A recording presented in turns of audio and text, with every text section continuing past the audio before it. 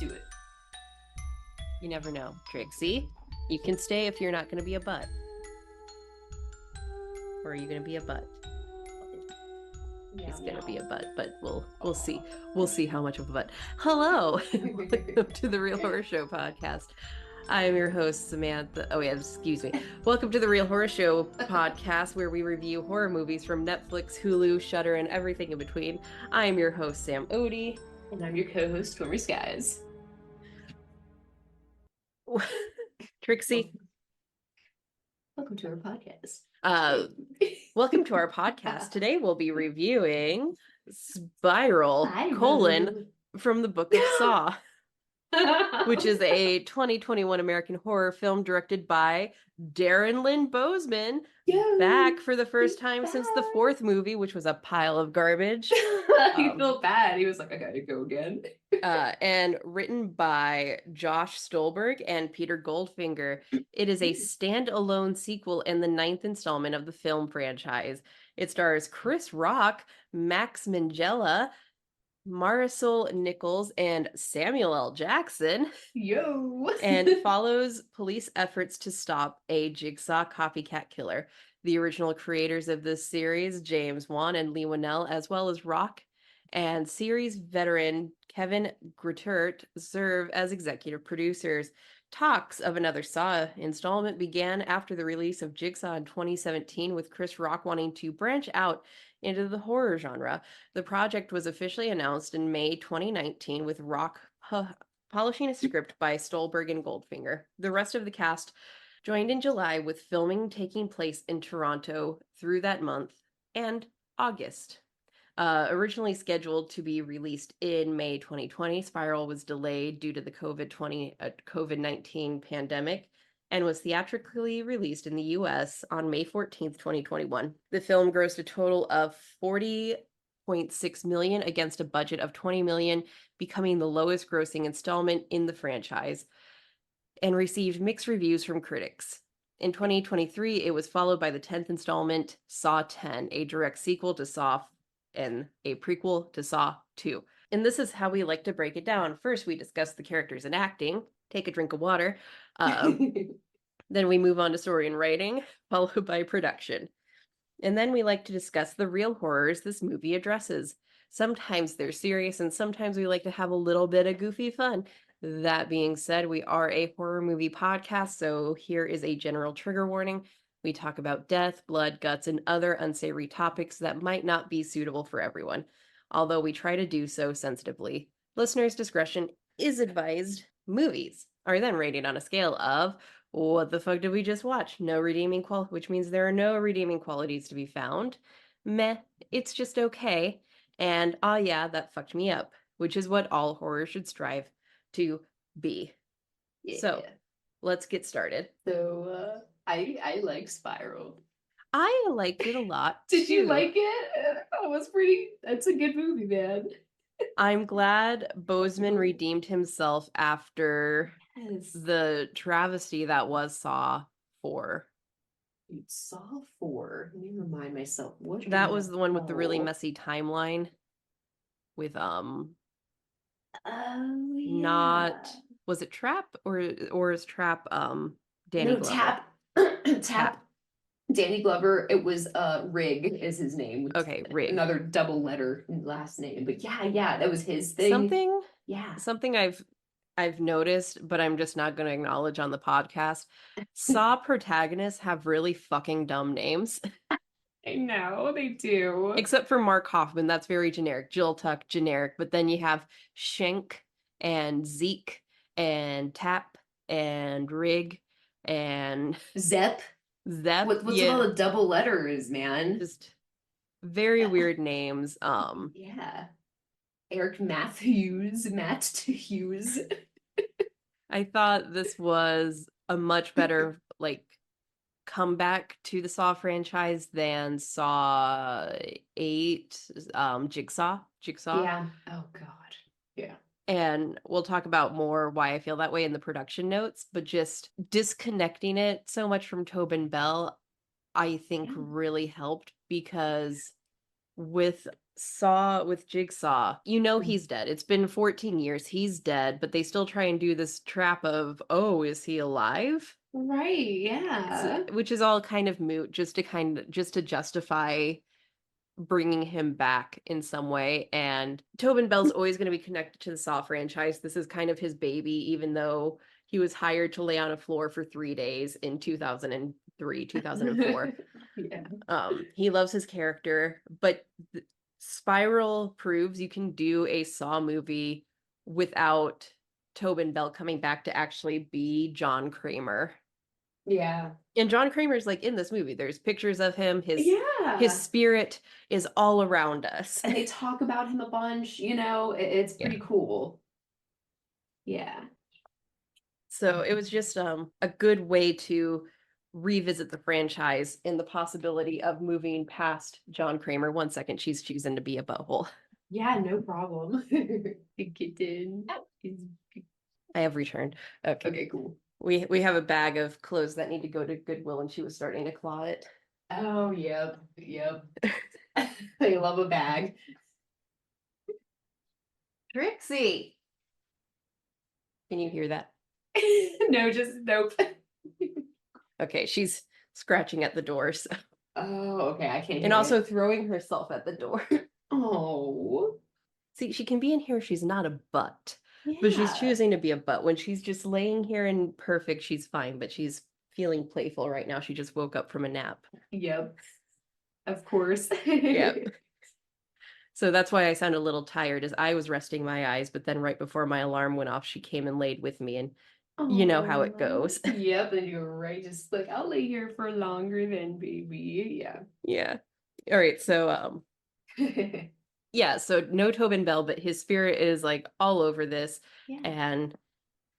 And with that, you see how his legacy can continue without it being directly connected to him. We don't have to do all these mental workouts to create a new apprentice or how's everything connected back to John, which is where Jigsaw really failed.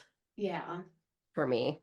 Oh, yeah, absolutely. They tried so hard to keep John Kramer in it as John Kramer, but just having him be this ghost looming over the movie was very effective. So this movie is filled with mostly all newcomers. Yeah. We have Chris Rock, Nick from The Handmaid's Tale. Yep, that's how I know him too. And his eyebrows. Yeah. And fucking Samuel L. Jackson, which like I can get over I've already forgotten Nick's real name. I can get over him being Max Minghella. Yeah. I can get over him being in this movie because this was like his first movie that I know of after Handmaid's Tale came out. So he's like showing he can do more than just be sultry on screen. Just like have sex with that lady constantly in the first, right? It's like be a sperm donor. Yeah, that's basically it.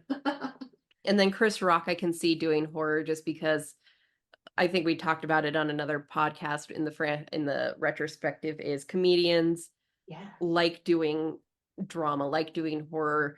Just because they're comedians doesn't mean they can't like break it out when they need to. They choose to be comedians because they're super fucking depressed probably. Oh yeah. And I think he's done some dramas too, so he's got a pretty great range. Yeah, he's done quite a bit of theater, serious theater. So he has really good range. And I think bringing in Chris Rock and having him polish the script, segueing into writing, because this was something I noticed right off the bat when his character was introduced, is how grounded in reality this movie feels compared to anything else in the franchise. I know, right? I feel like I'm actually watching real people. I can actually relate to the movie, right? Real people with like things going on in their lives. Yeah.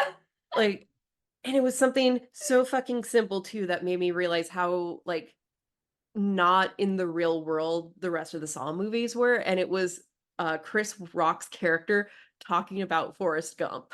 Yes, he talked about just like pop culture. Oh my God. And I was like, holy shit, I didn't realize this was something missing from the franchise until someone did it. Yeah. Because that's something I always think about when I'm reading like a horror novel or watching a horror movie is while these characters are going through like absolute batshit crazy things, one of their like friends that didn't go on the camping trip is just like watching a movie at home. Right. Yes. So it's real. In the Saw movies, it's like everyone's in the Saw bubble, Mm-hmm. and like no one can like penetrate it. So it's like the only thing that's happening is like the only thing on the TV is John Kramer stuff. The only thing you can read is John Kramer Yeah, stuff. everything is so centered on John Kramer. So having a character talk about anything that That's not actually John exists, that actually exists in the world was like, holy shit, these could be real people. Right, yeah. And like doing crimes that's like basic stuff like drugs and stuff, not like fucking uh other Saw stuff that's just like I don't know, traps and shit. That's like the only crime that happens is like a jigsaw traps. Oh my gosh. But yeah, basic stuff. Also, in the beginning they were celebrating like wasn't it like the 4th of July or something? I think so. Like an actual holiday that like other people know about that's like happening Mm-hmm. in the community. It's not Yeah. just like Yeah. Jigsaw and the police. Yeah. It's so crazy how something so small can ground a piece of anything. And I see all the time, like in the writer Facebook groups I'm in, where people advise against making pop culture references because you risk dating Dating, your yeah. work. And I'm like, eh, It anything can depends. Yeah. anything contemporary I write knowing that one day it's going to be historical fiction just by Right. Time anything. Like passing. Yeah. there's nothing that's truly contemporary because at the rate society's moving, Yeah. things change so much. So you really can't even, you probably shouldn't even reference like an iPhone or an iWatch Dude, I know. Or COVID or anything like that. or Yeah, like COVID. social media. Like don't talk about Facebook because it's already gone. No Twitter because it's renamed. Like you Yeah. can't do it. But it's still, there's still things that exist in our world. Just because they change their names and update or they're not like central to the public eye Right. anymore doesn't mean they won't be recognized. And Right. like anything contemporary I write, I do so knowing that one day Hmm. it will be historical. Like Yeah. off mic, I mentioned I'm doing community theater again. I'm not acting, I'm just behind the scenes. Yeah. But the play that I am helping with is Steel Magnolias, and Steel Magnolias was a contemporary piece ish Yeah. when it was written in the late 80s, early 90s. Yeah. But now it is pretty historical. Yeah, definitely. Oh yeah. And just because, and you know what? If they don't understand a reference, they can look it up. Absolutely. And I think that like Forrest Gump is such a classic film and like I hope Hmm. that everybody has seen it so that like you totally understand what they're talking about, right? Yeah. Like shit, I hope so. Yeah, like they're actually talking about the movie. They have opinions on the movie. They Yeah, don't they just do. they don't just like drop the title Forrest Gump. They have thoughts and opinions. Yeah, they do. They're like both like describing like what they like and dislike about it. Yeah. And it's so wild that that small thing Yeah, just made this movie feel so authentic I and know. real. That's a And I good know point. this is like a very mixed opinionated, mixed reviewed movie in the franchise, but like I thought it it was pretty worked. damn good. It Yeah. worked.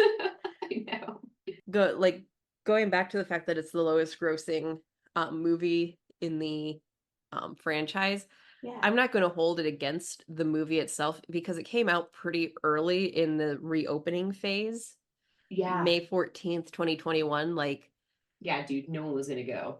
yeah, I can't remember the first movie I saw. It definitely wasn't Like, 20. what I don't think it I was remember the first 21. movie I saw in theaters, but I can't remember when it came out. So it might have Yeah. been, it was Freaky. So whenever Freaky came out, that was the first one I Oh. saw. So everything was moving slower. I don't think Regal started Unlimited back up until later Yeah. that year. Oh So yeah. I like 40 million right after the pandemic. I would consider that really good. And Pretty it good, yeah. it made back double its budget, Oh yeah, absolutely. which And I feel like it went to like streaming super fast. Or almost like wasn't it like maybe streaming and theater? I don't know. I feel I can't like remember. Either way, I think 40 yeah, million and not bad. out earning its budget Yeah. right after like in the earliest days of reopening. Yeah, well done. I think that's really good. I think that's really good. I don't think that should be held against the movie in any way. Oh, me neither. I really appreciated that this was a real copycat killer this time. They Yes. didn't just fucking say, "Oh, well, John actually had another set of traps before the other ones in the other movie, and that's how." Actually, he's alive again, and someone took his Yeah. body out of his coffin again, you guys. Yeah, Like, because again, I feel like that once again grounds this more in reality yeah, because like he's fine, dead. fine. One Yeah. apprentice, fine. Two apprentice, fine. A surprise apprentice, okay, that's great. A super secret surprise apprentice that nobody knew about. I'm starting to not believe you. Yeah, sorry to not believe you. And it's like what, like probably 15 more years in the future, you know what I mean? Yeah. Like, or 10, I Oh, don't even know. yeah. Yeah. Oh, I don't know if I've talked about it on the podcast yet, but I did see some justification for where what's his face would have been during the events of the predecessor movies. Oh Logan. yeah, the Yeah, Iraq guy. yeah, I texted you, but I Yeah. didn't talk about it on the podcast. Someone No. on Reddit theorized since he said he was in the military, he was probably over in Iraq during the events of the first 7 movies. So fine, Yes. fine. Yes. I'll allow it. It's Yeah. still stupid. It is. I agree. I agree. Yeah. Whatever. 7 movies. Well, I guess Yeah, 7 movies is like one day. that's tr- that's true. 7 movies, but in reality, it was like a week. A week. I was about to be like 7 days. That's a long time. I'm like, wait, no, like 3 or 4 movies were like at the same damn time. Yeah. Oh, Jesus. Okay. Anyway. Anyway, so the movie follows Chris Rock's character, who is a cop, who's trying to kind of follow in his dad, Samuel L. Jackson's legacy Yeah. of who was the former police chief. His cop character is kind of controversial because he ratted out a dirty cop, which really shouldn't be a bad problem, but we all know how the police force is, and if you rat out one dirty cop, no one feels like they can trust you in the police force, which is stupid. Just don't be a dirty cop, Mark Hoffman. Right. Yeah, Mark Hoffman. So Zeke would have hated Mark Hoffman. Yes, he would have. Oh my God. He The gets a new dirtiest thing ever. partner played by Nick. um Nick eyebrows guy Max. who who is just really happy to be on the force, and he just can't wait to help, and Can't wait uh to get the bad guys. he's gonna get the bad guys, Gonna and get they get them. called down to a crime scene. A bum got hit by a train. They get down there, and Zeke's like, "This isn't a bum. Bums don't That's wear Fitbit. Fitbits." Ooh, no, they don't. And so while they're trying to ID the body, which is just ripped apart, they get a box at the police station with the rest of his mouth so they can do a dental ID, and it comes with a tape, and we get a brand new Jigsaw voice, which is another great touch that really threw me off in the beginning.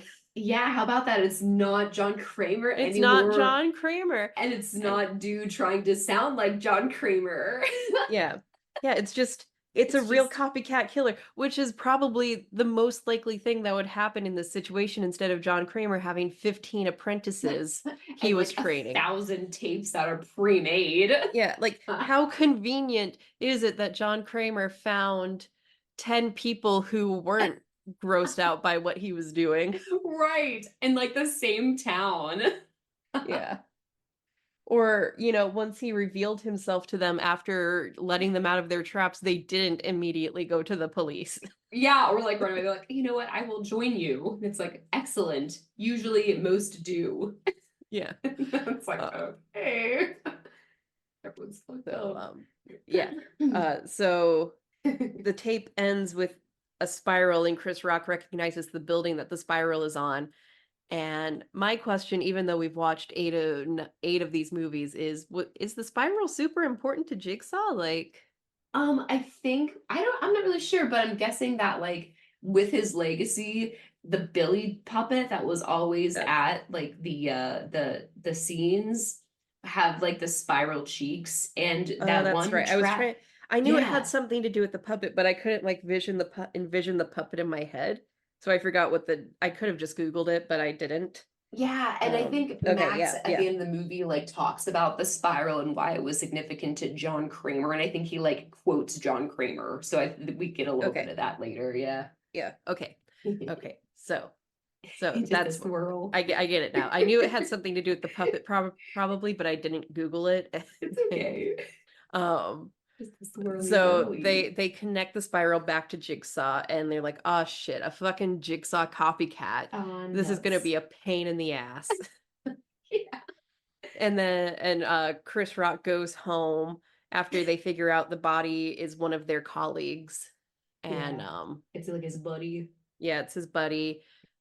We find out Chris Rock's home life is a mess. He goes home, and his dad, who is also his landlord, is waiting for him. And hearing Samuel L. Jackson talking about Jigsaw is like the true mind trip of this movie. It is cool. He might be a Saw fan. I Maybe wonder. I wonder who he is. is like a horror adjacent fella. He's a horror adjacent guy. I would definitely Yeah, say that he is. Yeah. yeah. I think in my Samuel L. Jackson knowledge bank, this is the only like actual horror movie I can think of him being in. But I mean, Yeah. he's done a lot of Quentin Tarantino, and Quentin Tarantino is also a Yeah. horror guy adjacently. Yes. Yes. Like all of his work can be broken down into horror tropes Yeah. in some way. Absolutely. In my opinion, I think his only like true horror film I can think is the one I love, Death Proof, the Oh car one, yeah. the car Uh-huh. one. I Yeah, fucking the love car that one, one. Death Proof. You got it. I love that one, and it sucks that if it's in the actual proper grindhouse package, you have to fast forward through the zombie one, Oh, the I know. It's not my Rodriguez favorite. one. I don't like that one that much. I know. I know. I love Death Proof. I thought I Yeah. was the only one that liked that one. No, It's so Death Proof has a lot long. of fans. It's so good. Like I don't know if it has a lot of Tarantino fans because I feel like it's kind of a deeper cut for Tarantino because it was released with the Grindhouse package. I know, but I freaking It's loved it so for good. some reason. It's so good. I love the dude that's in it too. And like it's just so different Oh, from yeah. like his usual stick. It's so like small in scale and it's tense and I love just the car going zoom. Yeah, and like, ugh, it's so cool. Yeah. The I could just rewatch car that one is all the the time. weapon. Yeah. Yeah, very, very cool. Um anyway, so Yeah. Samuel L. Jackson, huge actor, Oh yeah. honorary Academy Award winner. I can't remember if he's won a Lifetime Achievement Award, definitely nominated Sweet. dozens of times. So definitely the biggest name actor to ever touch the Saw franchise other than Danny Glover. Yeah. And like it's so cool seeing him here and talking about Jigsaw and love it. And he says, you do this shit all the time and it's the reason your family is in shambles. You get too into these cases, Yeah. too into solving these cases your way or the highway, and that's why we don't talk and that's why your wife left you. Right. He said that there's like no married cops or whatever. Yeah. Because crime happened on like weekends and like nighttime or whatever. Hmm. Yeah. So this is also the first movie in the franchise where the traps aren't the focal point. Since we're truly in the cop's perspective and not a Hoffman cop perspective, Yeah. um, we're just seeing the aftermath of these traps, and then it flashes back briefly to what the trap was. And it's becoming clear as the victims rack up that this Jigsaw is killing cops in this Yeah. department. Yeah. He is punishing the cops in this department. And um Chris Rock is trying to put the pieces together, finally figures out it's his new partner, his bright-eyed, cheery pal who's doing it. And he goes to find him, and his dad is already there. Or we know his dad is already there. His dad's been called to the warehouse where the Jigsaw killer is waiting for him. And so Mhm. Chris Rock is rushing to save his dad. He finds his new partner, Shink, which kind of sounds Yeah, like Shank. snake. Shink, which kind of sounds like snake. How clever. Ooh, yeah, very clever. Almost sounds like Jigsaw. Very clever wordplay. So Chris Rock puts it together, and it turns out, was it his dad that was killed by the dirty cop, or his dad that was the dirty cop? His dad was the dirty cop that decided everyone was gonna work under Article 8 or whatever it was, which Mhm. allowed cops to like literally like do whatever they wanted to keep the streets clean. And that's what the problem was that he didn't know. Okay. Yeah. Okay. So, So he like called th- the shots. yeah, this was all a ruse for Nick to shink, shink to Yeah. avenge his father. And he's like, "Do you Yeah. know how fucking hard it was to like get to this point? To like This be was your partner. Yeah. Yeah, this was all for you." And Chris Rock is just like, "Where's my dad? I'm here to save my dad." He's like, well, I'm And obsessed with you. yeah. And so Shink reveals his dad rigged up in his trap. And just as the SWAT team is breaking in and Yeah. they catch Chris Rock and they think Chris Rock is behind it, and Shink escapes, much Yeah. like any Jigsaw fan. Yeah. He Jigsaw man. escapes. And Making tragically, shit. and the SWAT team is fucking stupid. That was my fucking Oh note was, yeah. do they not have eyes? Because Samuel Jackson is being puppeted by the Jigsaw trap to like machine gun them all down. And Yeah, it looks like he has a gun and they're like, uh-oh, and then they just like shoot and they're just yeah, like, but do they not okay. have eyes to see the Oh wires? my God. No. And they're just like being stupid and they didn't take a pause to be like, who are Yeah. you? State your name. And he's like, I'm Marcus Banks. And they're like, oh, Yeah. Marcus, okay. This is So that was obviously we're not gonna kill you. Yeah, so Oh that God. was stupid, but like Yeah. also I guess they were about to be fired at, but they're wearing bulletproof vests. If I they took a know. second, they could have dodged One probably. man. I know. Like Jigsaw traps are meant to be solved, although I don't know if his were, You know what? because I we don't I don't think they were. Well, they were, but Marcus Banks's Samuel Jackson's was only uh able to be solved with Chris Rock's help to shoot that thing. But he Okay. also had to like stay there and help him. So it was like a double trap. So he had to shoot the spiral thing to get him down. He fell down and he should have stayed there and helped him get the like needles out so he didn't like get puppeted up again. But since he chose to go fight Nick in the elevator, um part two happened. So I was like, no. Mm-hmm. But the other ones, they did have escapes, but they were like, it was like basically impossible anyway. Like the police chief lady, her trap was like, you're gonna like suffocate with hot wax, but you can also sever your spinal cord, so you'll survive, but you won't like walk away or like be able to move it. You know what I mean? So it's like Mm-hmm. still impossible anyway because you'd rather be dead. Yeah. So they were fucking wild traps. I can expect that from someone who's merely copying the Jigsaw aesthetic, but not Yeah. necessarily the Jigsaw values. Yeah. It was like all of them had like terrible ways to survive that like they were just so they were like 10 times more extreme than any trap in the other Saw movies, in my opinion, because of the only way you'd be able to escape. Feel like Yeah. like completely like being a vegetable in some cases. So Hmm. I don't know. Yeah, and Yeah. breaking away from just story summary to story analysis, I Yeah. stand firm in my comparisons to Seven, since we're just Yeah. seeing kind of the aftermath of the traps Yeah. and Yeah. solving a mystery. And I liked it a lot, and It was I think it great. worked. And we we did get Hello Zep, or like something that sounded like We Hello Zep did. at the end of the movie, like a No, new we got remix. it. Okay, a Yeah. new remix A new that it remix. took me a Yeah. minute to recognize. And again, that was something that was missing from Jigsaw. I And know. that's just such a great way, if you're even if you're not going to have John Kramer in this movie, having a like new remix of Hello Zep is Yeah. the best way to tie this into the franchise and really hone in that this is Jigsaw's legacy that's being carried on right now. Right. Even if we change Exactly. the puppet, even if we change the voice, he is the reason that this is happening. He Yes, is the exactly. inspiration. He is the inspiration. Absolutely. What did we think about the puppet for this one? I thought it was very cool and different because it's a modern movie. We need to see something a little bit different, something Hmm. a little bit more. I don't want to say high tech, but it was like just videotaped.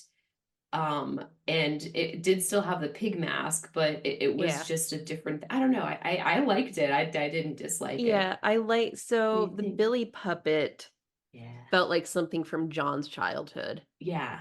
It was a very old toy, and since this killer is in no way tied to John except knowing who he is and Yeah. studying his methods, Yeah. it makes sense that the doll would be something more connected to his childhood and feel a little more, I Yeah. guess, 70s and 80s. I don't know how old You're right. Mangella is. Yeah. Yeah, I don't know. It looks like he's 38 years old today. So back then he would have been, yeah, 80s, 90s. Yeah. So it makes sense that it would be a different puppet that feels more connected to this Jigsaw killer. And I like that it was a marionette. That was cute. Yeah, that was cool. Who doesn't like a good old marionette puppet? Exactly. Only losers don't. Jigsaw haters. So yeah, I thought the story was solid. Do like that because the Saw franchise has always been connected to the police department and detectives. Always, yeah. So I liked that we Yeah. really got that in this one, and good detectives feel Yeah. feel like they're good at their jobs and exist within the real world, and it was well done. It It was well was, yeah. I thought it was.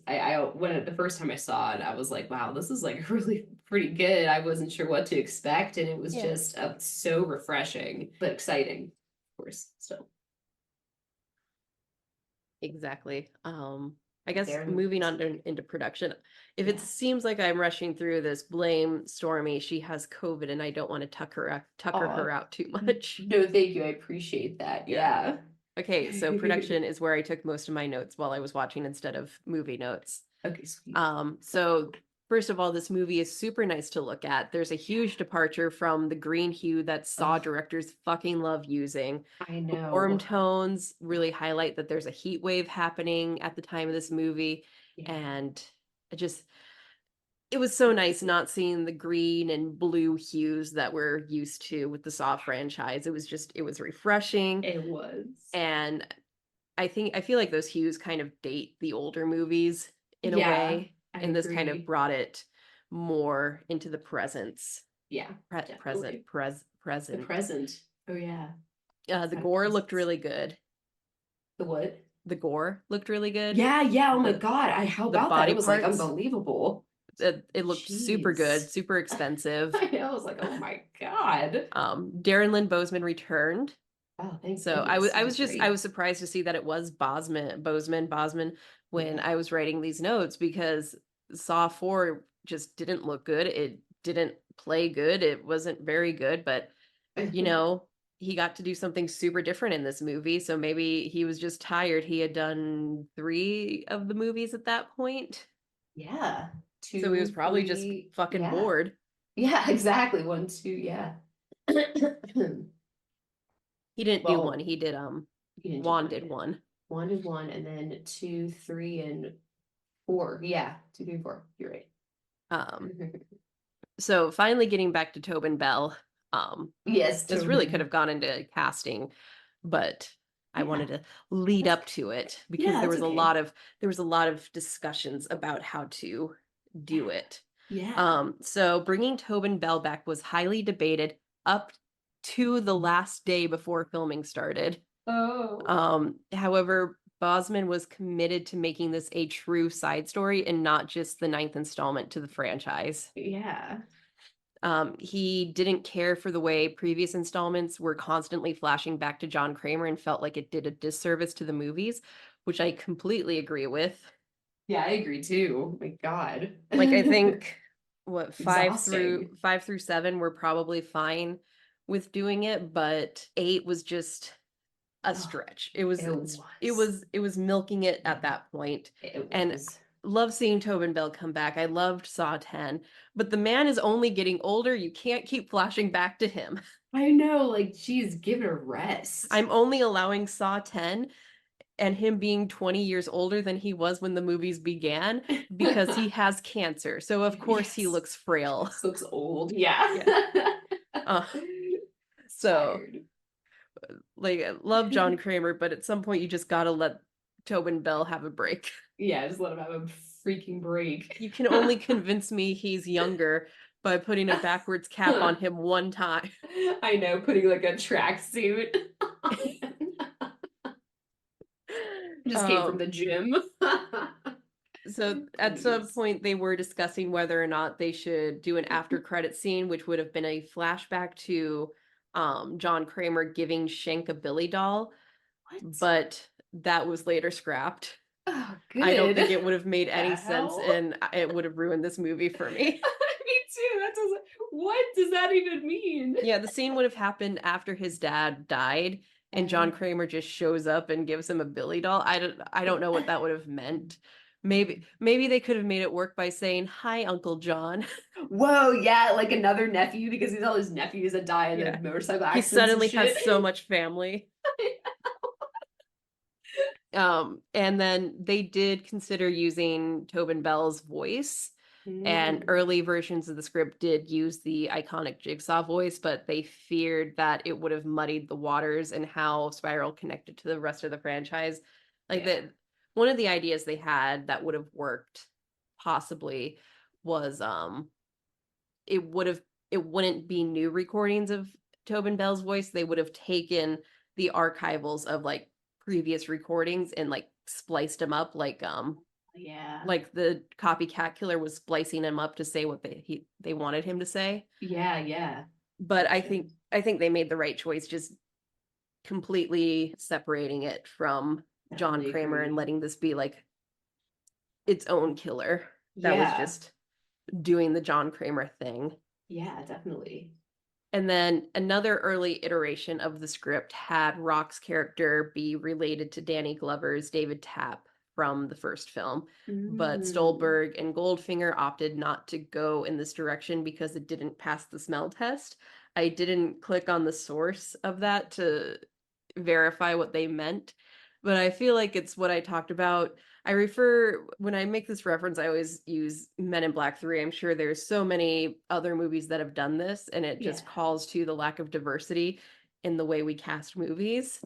Yeah. Where Men in Black 3, you go back in time, there's a character who's a general or a police chief or something. He's the only other prominent black character in the movie other than Will Smith. And then at the end of the movie, he gets shot and his son runs up to him. And then, whoa, plot twist, that was Will Smith's father.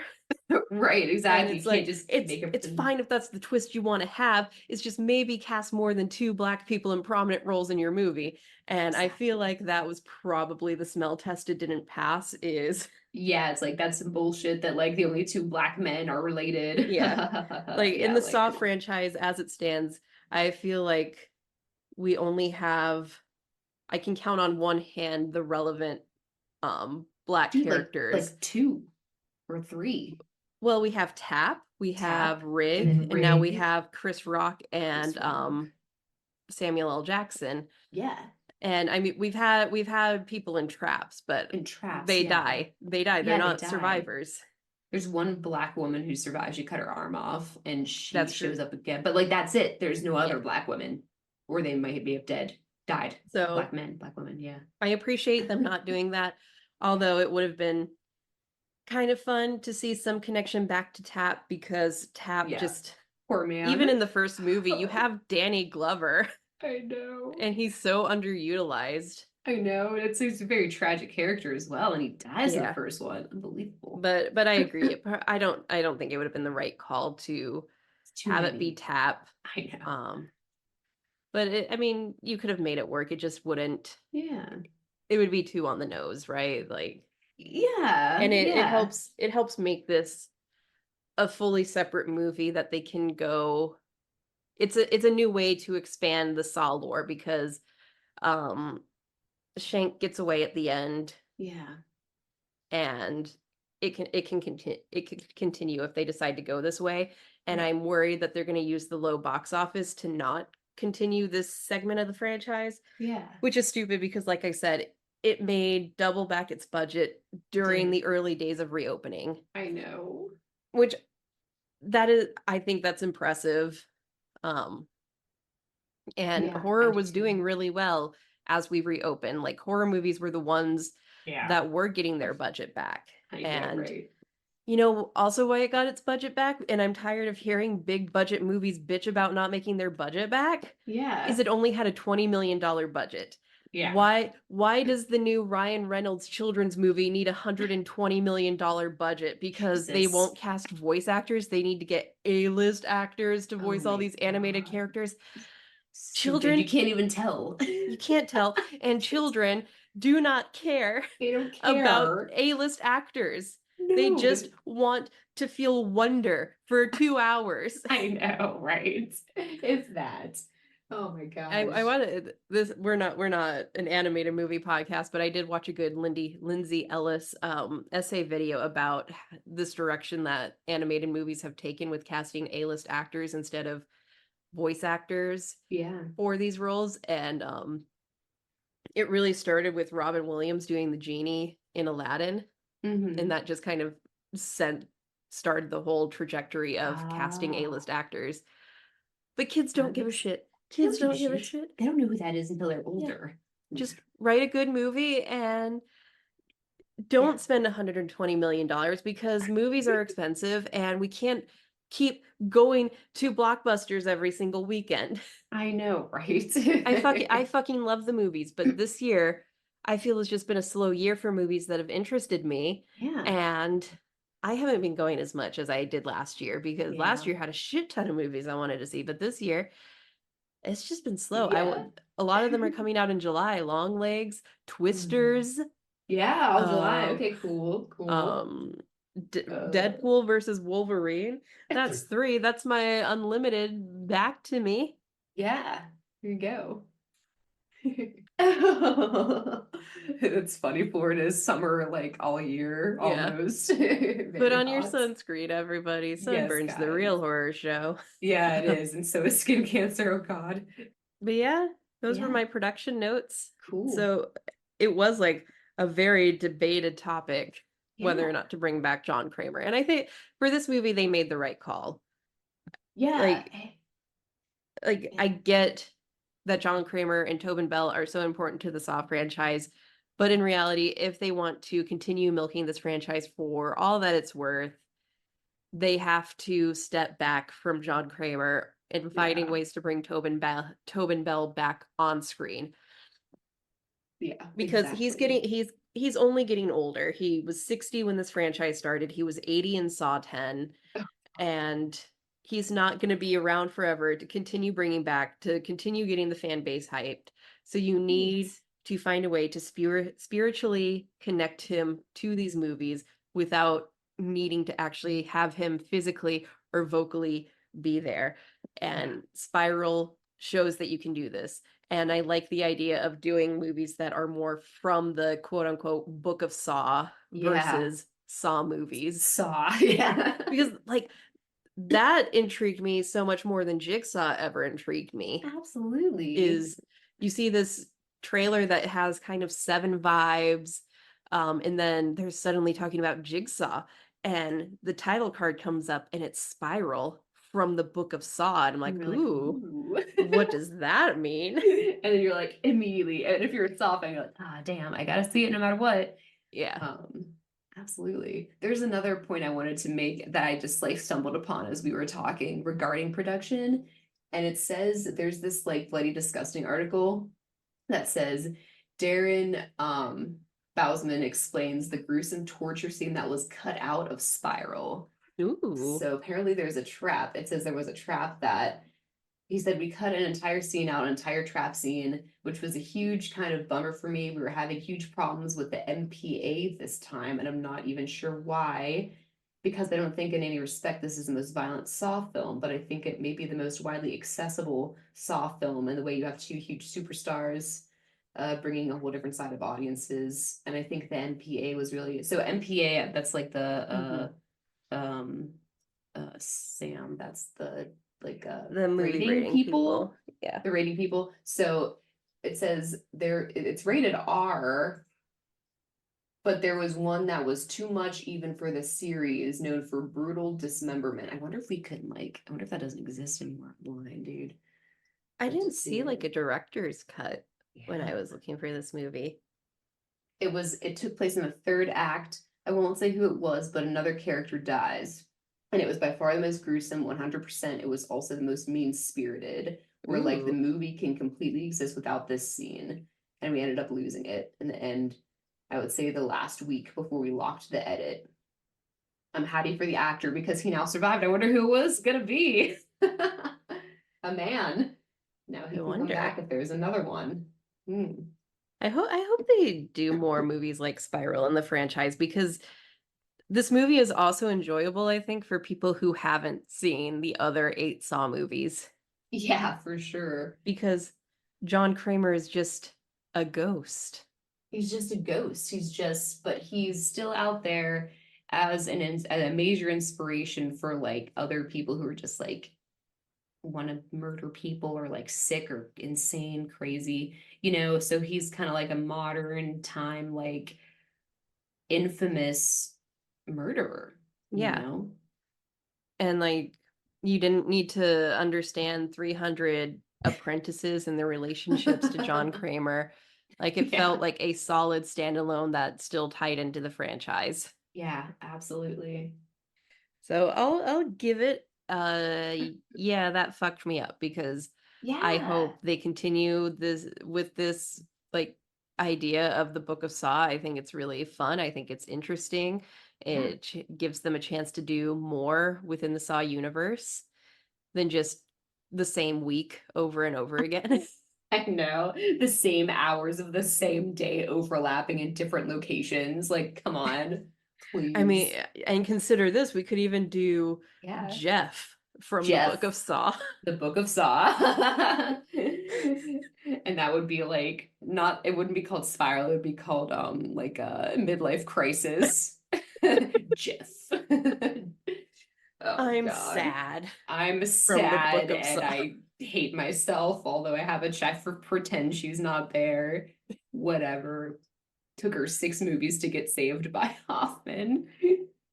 Um, yeah, I agree. I raised what the fuck I or just kidding. Oh yeah, that fucked me up. That fucked me up. Yes, what all horror should strive to be. And I want to say that like I think that the cast was incredible. Anybody who is doubtful of like the headliners of this movie, they're fantastic. Hmm. Fantastic. I couldn't look away. Chris Hmm. Rock steals every scene. Everything is excellent. So I loved it. And yeah, like the guy, Nick, Max, whatever, he's great Hmm. too because he's unassuming, you know. Hmm. And like I feel like when I first watched it, I think I was kind of surprised Yeah, no, because there's, he's a you know, great twist yeah. Jigsaw. Yeah, he's a twist jigs. And then like also the movie did a thing where it was also being an unreliable narrator because it has a scene where we see a body's being skinned and we think it's him, but we learn Hmm. that it's not. So it's like, how are we supposed to know? Yeah. We don't see his face. So that's a very interesting thing that I know a lot of people think that like if you don't actually see someone's death, they're not dead. You know what I mean? But like we saw a death, so I guess you have to like edit that and say if you don't see someone's face as they're dying, you don't know if it's actually them that has died. So that's kind of a cool little twist that they did to keep us Yeah. guessing. Yeah. Oh, so I agree. I thought this was great. Some real horror aspects would be uh corrupt police Hmm. officers in a whole precinct that's just corrupt and doing corrupt shit under a corrupt article, which just made it the Wild West. They're like, well, Hmm. we got the streets clean, but we fucking killed everybody. Like, Yeah. damn. And having a cop kill your father, witnessing that, and then like literally growing up and having revenge be your one and only motive for everything you do. Mm-hmm. Unbelievable. As a very unassuming person. So that is a very scary thing because people like that do exist. Yeah. They just like live to have revenge. Being Yeah. so focused on your job that you lose your relationship with your father and your relationship with your wife and child. Yeah. Because Chris Rock says we live in the same building, and yesterday we just nodded at each other like we're strangers. No, he said we nodded at each other like we're the only two black guys at the mall. I just thought that was so funny. But for real, but like, yeah, imagine seeing your parents. Yeah. They're just like, yourself. Like, Yeah. okay, hi dad, bye dad. So okay. So that was hilarious. Um, but yeah, losing that relationship and just like going on autopilot because like your life is the job, and like your wife, unfortunately, she cheated on him, but like that she probably had like I feel like that's a bad thing to do, but he was probably never around, and he probably hates himself as much as he hates the fact that cheating occurred, you know. Mm-hmm. But it's just the if you're going to be good at what you do and like being a detective, that's like your whole life. And where they at, like New York or whatever, so Yeah. big city. Yeah. Yeah. What else? Nothing really else that's like major, just like crime, things like Yeah. that, drugs, covering up stuff, whatever. And then like revenge, taking revenge and having like, I suppose the right, uh, like I feel like the right intentions, but going about everything like completely wrong. He's like, yeah, we're gonna clean up, like, we're gonna kill cops, and he's like, no, just the bad ones, just we're gonna do this and put them in traps and like do all these things, and like you and me together, we're gonna do Jigsaw, and it's like, yeah, we could, if only there was a way to go about it better. Um, so thinking that you're doing the right thing, but actually you're doing a Jigsaw. Yeah. I don't think anything else. Yeah. I think that's all I've got. All right. Well, if that is the case, then I will go ahead and read the outro. Yeah. All right, sweet. So thanks for tuning in to our episode. We are the Real Horror Show podcast. Our host is Sam Odie, and I'm the co-host, Stormy Skies. Excuse me. Excuse me. The podcast was created by Sam Odie and Stormy Skies, and is directed, edited, and produced by Sam Odie. You can find Sam on Instagram at Sam is Writing Stuff. And you can find Stormy on Instagram at The Stormy Skies. You can find the Real Horror Show podcast on Spotify, TuneIn, iTunes, Google Play Store, Pandora, and anywhere you'd like to stream your podcasts. Don't forget to hit subscribe so you're always in the know when a new episode comes out. Follow us on social media. You can find the Real Horror Show podcast on Instagram, Threads, TikTok, Facebook, and yes, Twitter too, aka X. We do more than just podcasts. We love to write and have plenty of great movie reviews and essays, all of which can be found on our website, realhorrorshow.com. We love hearing from our listeners. You can ask us a question or send us a movie request to review by DMing us on social media, or you can even send us an email at realhorrorshowpodcast@gmail.com. Call for guests. Do you love horror movies? Or are you a podcaster, a content creator, a movie lover, or anyone in between who is a listener to our show? We would love to have you as a guest on one of our episodes. Reach out to us via social media DM or email us at realhorrorshowpodcast@gmail.com. Our podcast episodes featuring guests are all listed on our website, realhorrorshow.com. We are so thankful for all of our listeners. You are the life force of our podcast, and we wouldn't really exist without you. Thank you all for making this podcast real and supporting us as we record every week. You can support us in different ways, such as liking and sharing our podcast episodes on social media. Giving us a review will help us the podcast more than you know and will help other listeners find it too. You can also donate to Real Horror Show by visiting our support page on our website, where you can make a one-time donation via PayPal, buy us a coffee with the Buy Us a Coffee button, or explore our very interesting Amazon wish list. And any other pertinent news? Not at the moment. No, but the only news is we have one more Saw movie to go. Yeah. Do So you want to skip yeah. the mini show next Friday and just do Saw 10 since I'm going to be in London Yeah, the following week? Sam, when do you depart for Europe? I leave on June 8th, so we can record Okay, that Friday and I'll just for rapidly sure. edit it so it can go up on Wednesday while I'm gone. Okay, and off mic, I can take a look at my planner and maybe we can even record earlier in the week. But yeah, Oh let's yeah. just move right into Saw 10. And then after Sam gets back, we're gonna start a whole new round of movies and a whole new round of a TV show, you guys. So Yeah, we'll get pick ready. our next Mike Flanagan show to watch, which Hell yeah. it's amazing we decided to do a Mike Flanagan rewind for the mini Yeah. show because he is now directing, writing, and producing the next Exorcist movie. That's freaking awesome. It's probably gonna be freaking sick. It's gonna be so good It's gonna be good. because Wasn't there just an Exorcist movie? there Was there one? was, and I think I Like talked about it that? on one of the mini shows because Yeah. it was not good. David Yeah. Gordon Green did Halloween 2018, which was pretty good, did Yeah. Halloween Kills, which was pretty good, and Pretty I am the good. only fan of Halloween Ends.